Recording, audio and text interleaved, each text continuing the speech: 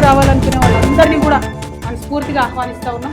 April 25వ తారీఖు, వచ్చే నెల ఏప్రిల్ 25వ తారీఖు నాడు మార్నింగ్ 10 o'clockకి మేము జెండా ఆవిష్కరణ చేసి మా పార్టీ పేరు చెప్తాము. మంచి ముహూర్తం ఉంది. మీ అందరికీ తెలుసు, నేను ముహూర్తాలని బలంగా నమ్ముతా. మరి కాలానుగుణంగా పనులు చేస్తే ప్రజలకు కలిసి వస్తుందని నేను బలంగా నమ్ముతున్నా. కాబట్టి ఆ ఉదయం పూట అయినా తీసుకోవడం జరిగింది. ఆ మొత్తం డీటెయిల్స్ అన్నీ కూడా ట్విట్టర్లో, ఫేస్బుక్లో, వాట్సాప్లో మళ్ళీ మీకు లొకేషన్తో సహా ఆ హాల్ పేరు ఆద్య కన్వెన్షన్, అద్వయ కన్వెన్షన్, మునీరాబాద్. మార్నింగ్ 8 కల్లా మన కార్యకర్తలందరూ చేరుకోవాలి.